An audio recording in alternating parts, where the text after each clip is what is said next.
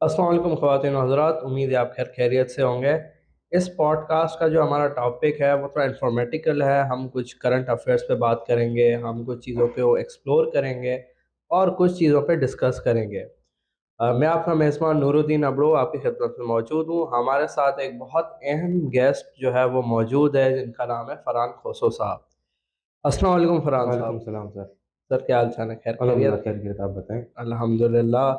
फ़रहान खोसो साहब जो हैं वो हमारे कुलीग भी हैं और इकरा यूनिवर्सिटी के स्टूडेंट भी हैं, और उसके साथ-साथ जो है इनका अपना जो है वो गाड़ियों का बिज़नेस भी है। तो सर थोड़ा आप बताइएगा कि आपका जो बिज़नेस है उसमें क्या है आपकी रूटीन, और जो है वो कैसे चीज़ें को आप लेके चल रहे हैं? यार अगर रूटीन को देखा जाए तो आज से तकरीबन अगर हम 1 साल पहले पीछे चले जाते हैं तो बहुत ही स्ट्रॉन्ग बिज़नेस था ये। लोग इसमें बहुत ज़्यादा हुँ, इन्वेस्ट कर रहे थे। तो फ़ौरन से अचानक से मतलब इस तरह डॉलर नीचे आता गया तो गाड़ियों के रेट, अब जिन लोगों ने जो है 5-5 6-6 करोड़ रुपए इन्वेस्ट किया हुआ है, मतलब उनको समझें कि 2-2 करोड़ रुपए का नुकसान है इस वक़्त ना। सही। क्योंकि हर एक चीज़ की जो है प्राइस है, बिल्कुल एकदम नीचे आ गई, हुँ, क्योंकि मार्केट में रूमर्स जिस तरह आता है कि प्राइसेज़ हाई हो रहे हैं, तो उससे पहले ही लोग उसमें इन्वेस्ट कर रहे थे। और अमूमन जो प्राइस का रूमर आता था वो सही होता था, हुँ। लेकिन इस दफ़ा जो है उन्होंने गेम चेंज कर दिया, सारी प्राइस नीचे आ गई थी। तो इस वक़्त तो बहुत लोग नुकसान में हैं, और कुछ लोग तो इस तरह कर रहे हैं कि अपना नुकसान करके फिर उसके बाद उस अपने उन्हीं पैसों को फिर उस मार्जिन में हिसाब-किताब उनका शो सेट कर हो रहा रहा है। है, जी हाँ। सही। तो ये जो हमारी करंट अफ़ेयर्स पे अगर हम बात हुँ, करें, तो हुँ। हमारे जो पाकिस्तान में जो अभी करंट हालात चल रहे हैं, हुँ। जैसे जुल्म और बर्बरियत हो रही है, लोगों को उठाया जा रहा है, एक घर की बंद दीवारी उसको तकद्दुस जो है उसका पामाल करके और घरों पे रेड किया जा रहा है। एक्स-वाई-ज़ेड जो भी जुल्म की इंतहा है वो for the first time Pakistan में भी हो रही है, इन द पास्ट ये हो चुकी है।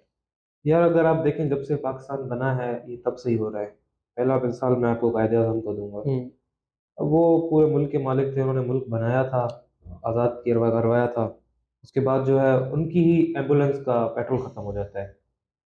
तो ये तो एक प्री प्लान्ड ही है। फिर उसी के बाद उन्हीं के घर में जो है फातिमा जना को जो है अपना उनके घर को आग लगाई जाती है। Yes Indeed. तो आपके सामने ये सब शुरू से ही मतलब होता है। उसके बाद आते हैं भुट्टो साहब की मिसाल पे, हुँ। उसको किसने मरवाया? उसको ज़िया-उल हक ने मरवाया अपने मफादात के लिए। जी हाँ। अच्छा, अभी जो सूरत-ए-हाल करंटली चल रही है इलेक्शन के हवाले से, तो आपको क्या लगता है कि इलेक्शन होंगे या इलेक्शन एक्सटेंड हो सकते हैं? क्योंकि फज़ल रहमान जो है वो गवर्नमेंट पर दबाव कर रहा है कि आप जो है इलेक्शन आगे करो। ऊपर से सर्दियों का भी मौसम है और बलूचिस्तान पे भी स्ट्राइक चल रही है। तो इन सारी चीज़ों को अगर हम देखते हैं तो आपको क्या लगता है कि इलेक्शन होंगे टाइम पे या एक्सटेंड होंगे? यार जिस तरह के हालात हैं, यही लगता है कि इलेक्शन आगे जाएँगे, क्योंकि देखिए मुल्क के हालात भी खराब हैं कुछ। बलोचों वाला जो ये अपना स्ट्राइक प्रोटेस्ट चल रहे हैं, ठीक है? स्ट्राइक तो नहीं कह सकते इसको, एक हाँ, प्रोटेस्ट है ये, प्रोटेस्ट। पीसफुल प्रोटेस्ट है। उसके बाद फिर जो है अपना कभी किसी अपना सियासी रहनुमा पे हमला होता है, हुँ, ठीक है? और ये वैसे ही प्री प्लान्ड है, सियासी रहनुमा पे हमला इलेक्शन के दिनों में एक प्री प्लान्ड चीज़ होती है ताकि इलेक्शंस को एक्सटेंड किया जाए। उसके अलावा सही। सर्दी की मौसम में जिस तरह नॉर्दर्न एरियाज़ में बर्फ़बारी का सिलसिला चल रहा है, हुँ। तो नहीं लगता कि इलेक्शंस होंगे।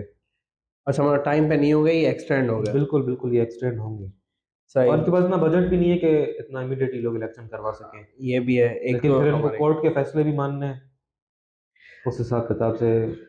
सही। बाकी अगर हम बात करें अपना, अगर इलेक्शन हो जाते हैं, टाइम पे हो, एक्सटेंड अगर हो जाते हैं, तो उसमें कौन लगता है कि आपके अकॉर्डिंग कौन जीतेगा इलेक्शन?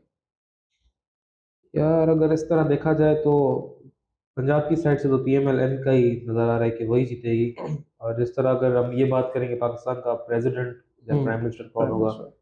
प्राइम मिनिस्टर तो मैं एक्सपेक्ट करता हूँ कि बिलावल साहब होंगे। अगर वो नहीं होते तो फिर नवाज़ शरीफ को ही वेलकम करना पड़ेगा। जी सही। हाँ। और सिंध में तो वैसे ही पीपल्स पार्टी शुरू से स्ट्रॉन्ग रही है। हाँ, अगर वो इलेक्शंस लेट हो गए तो फिर ये सिचुएशन नहीं रहेगी। फिर हो सकता है कि अपना जीडीए वाले या कोई पीर वगैरह वाले हुँ। आएँगे सिंध में। क्योंकि बा अंदरूनी तौर पे तो हमारी फ़ौज तो पीपल्स पार्टी से तंग बैठी है ना। ये लेकिन वो बात है। अगर सिंध में ना पीएमएल-एन को दे सकते हैं, ना पीटीआई को दे सकते हुँ। हैं। पीटीआई को देंगे तो ये इनका अपर वाला सिस्टम खराब हो जाएगा। उस हिसाब-किताब से सारी सेटिंग तो रखनी है ना। ये तो है, क्योंकि इंटीरियर में अगर हम देखें तो इतना वो पीपी का इतना अभी जो है ना वो रुझान नहीं है। जो ज़्यादा हम पढ़े लिखे हैं तो वो अभी पीटीआई को या और दूसरी पार्टियों को प्रेफ़र ज़्यादा करते हैं बनिस्बत पीपी के। तो ये भी एक नज़रिया है हमारे बिल्कुल सही अंदर बात है, बिल्कुल उसमें। इसी तरह है। बाकी दूसरा सवाल मेरा ये होगा कि अगर इलेक्शन हो जाते हैं और उसमें कोई बंदा जीत जाता है फॉर सपोज़, तो क्या आम लोग इस पे सवाल नहीं करेंगे कि इसमें जो है वो रिग्ड वोटिंग नहीं हुई, धांधली नहीं हुई, साफ-शफ़ाफ जो है वो वोटिंग हुई है। तो इसमें क्या लगता है कि आपको क्या होगा इसका रद्द-ए-अमल अवाम का? यार जब भी इलेक्शन हुए हैं तो हमने कभी ये नहीं सुना कि इलेक्शन फेयर हुए हैं। हुँ। हमने यही सुना है कि धांधली हुई है। हुँ, हुँ। ज़रूर इस बार भी अवाम ने यही कहना है कि धांधली हुई है। जैसे इमरान खान ने एक बायोमेट्रिक सिस्टम निकाला था, हाँ, हाँ। लेकिन वो रिजेक्ट हो गया अभी। अगर वो सिस्टम होता तो फिर शायद कुछ समझ सकते थे कि फेयर इलेक्शन हुए इम्प्रूवमेंट हैं। होने जी का हाँ, है रास्ता। लेकिन अभी तो फेयर इलेक्शंस हम नहीं एक्सपेक्ट करते। सही। बाकी अगर हम इकोनॉमिकली अगर हम मुल्क के हिसाब से बात करें तो हमारी जीडीपी बहुत ही लो है, हमारा डॉलर बहुत ही मतलब एक्सपेंसिव उस पे चल रहा है। अभी शायद करंट डॉलर जो है वो 291 पे है, हुँ। तो इतना गैप जो है वो इसको कैसे हम फुलफ़िल करेंगे इस गैप को? ये गैप तब इलेक्शंस के बाद ही ये गैप फुलफिल हो सकता है, अगर हमारी गवर्नमेंट चाहे तो। अगर गवर्नमेंट ही नहीं चाहेगी तो फिर तो ये ऊपर जाता रहेगा। मतलब टेक्निकली आपकी अगर स्टेबल गवर्नमेंट आ जाती है, तो आपकी जीडीपी होगी, अपनी इकोनॉमी होगी, वो सारा मतलब कोरिलेटेड ही है, बिल्कुल सही काइंड बात। ऑफ। जी। तो अगर एक हमारी हुकूमत आ जाती है और उनकी एक पर्टिकुलर पॉलिसीज़ आ जाती हैं, तो उस हवाले से फिर जो है वो हमारी हुँ। इकोनॉमिकली भी बेहतरी आना शुरू हो जाएगी। जी, बिल्कुल इसी तरह है। अभी देखें जैसे कि नए अपना मुआहदे आ रहे हैं, जैसे सीपैक के और मुआहदे आ रहे हैं, हुँ। तो इस हवाले से भी कुछ इम्प्रूवमेंट देखी जा सकती है इन फ्यूचर। सीपैक वालों ने जो काम करना था वो तो उन्होंने कर दिया। अब हाँ, जो हाँ। काम रहता है, जो एक टर्की कंपनी थी जो हैदराबाद टू सक्कर का मोटरवे बना रही थी, हुँ। वो ही भाग गई। हुँ, हुँ, क्योंकि जो है जब इन्होंने ये मुआहदा तय किया था तब डॉलर का रेट कुछ और था, अभी डॉलर का अभी रेट कुछ और है। कुछ और है। तो इसकी वजह से हमारे पास इतने फंड्स ही नहीं है कि हम ये रोड बनवा सकें, और हमारी सिंध गवर्नमेंट भी नहीं चाहती कि ये रोड बने। जिस तरह बलूचिस्तान में आज दिन तक जो है सिंगल रोड है हर तरफ, ना वहाँ सुपर हाईवे कोई हुँ। खास, ना कुछ इस तरह की सड़कें ही तामीर हुई वहाँ पे तो। जैसे मैं एक छोटा-सा मिसाल देकर चलूँ, कोविड के पहले जो डेटॉल की एक छोटी-सी बॉटल होती थी, हुँ, वो 30-60 की ऐसे मिलती थी। हुँ, कोविड के फ़ौरन बाद वही छोटी-सी बोतल 2-300 रुपए की हो गई सही बात और है। अभी तक वो 2-300 रुपए की है। मतलब उसका इम्पैक्ट इतना आया सोसाइटी पे कि हुँ, जो चीज़ें for the certain amount of period जैसे ही पीक पे गई, वो अभी तक पीक पे हैं। बिल्कुल, क्योंकि कोविड की टाइम पे तो इस वजह से महँगी हो गई थी क्योंकि चीज़ें मिल नहीं रही थी। बिल्कुल, तो शॉर्ट तभी था हाँ, वहाँ, शॉर्ट था, तभी एक्सपेंसिव हो गई थी। सही बात। पर अभी तो हर चीज़ अवेलेबल है, पर अभी भी चीज़ें उतनी एक्सपेंसिव है।